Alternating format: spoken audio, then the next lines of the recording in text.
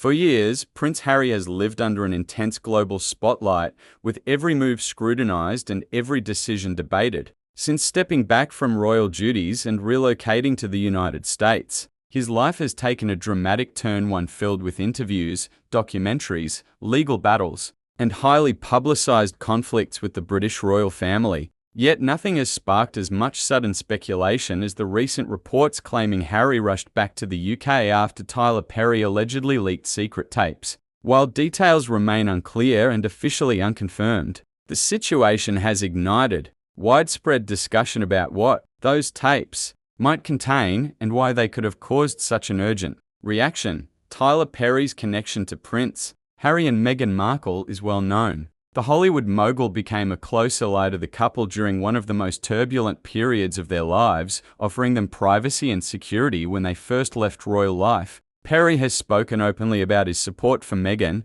particularly during her struggles with media pressure and personal stress. Because of this trusted relationship, the idea that Perry could be connected directly or indirectly to the release of sensitive material has shocked many observers, according to circulating reports. The alleged tapes include private conversations recorded during the early days of Harry and Meghan's transition away from the royal family. These conversations are rumored to touch on deeply personal topics, including Harry's state of mind, internal royal family tensions, and candid opinions that were never meant for public ears. Whether the tapes were leaked intentionally, accidentally, or misunderstood remains a matter of debate. However, the mere suggestion that such recordings exist has been enough to send shockwaves through royal circles. What has intensified the situation is the claim that Harry abruptly returned to the UK shortly after news of the tapes surfaced. Insiders suggest that his trip was not planned long in advance, fueling speculation that he felt compelled to address a rapidly escalating issue.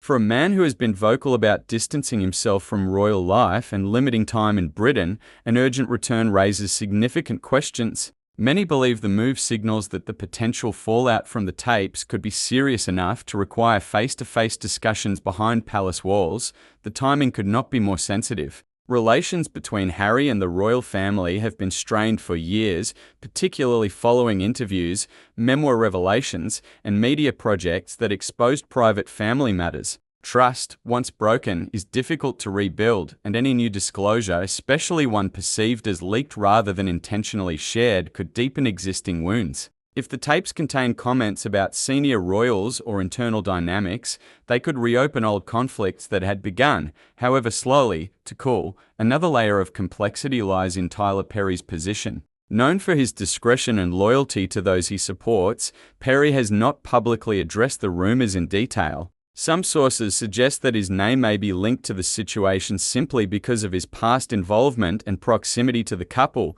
not because he personally leaked anything. Others speculate that a third party may have accessed or misrepresented recordings taken during private meetings. Until clear information emerges, Perry's role remains one of the most debated aspects of the story. Harry's reported rush back to the UK may also reflect legal or reputational concerns. Any unauthorized recordings or leaks raise questions about privacy rights and potential legal action. Given Harry's history of lawsuits against media organizations, it would not be surprising if he sought immediate legal advice or intervention. Addressing the matter in the UK, where royal protocols and legal frameworks differ from those in the US, could be seen as a strategic move. Beyond legal implications, the emotional dimension cannot be ignored. Harry has repeatedly spoken about the toll public exposure has taken on his mental health. The idea that private conversations, especially those shared in confidence during a vulnerable period, could become public may have been deeply distressing.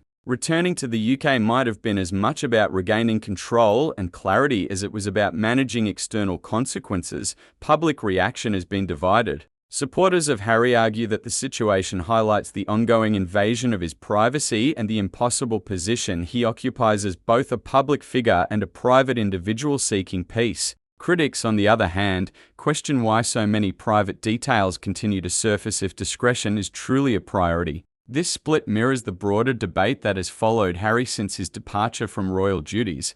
The royal family, for their part, has remained characteristically silent.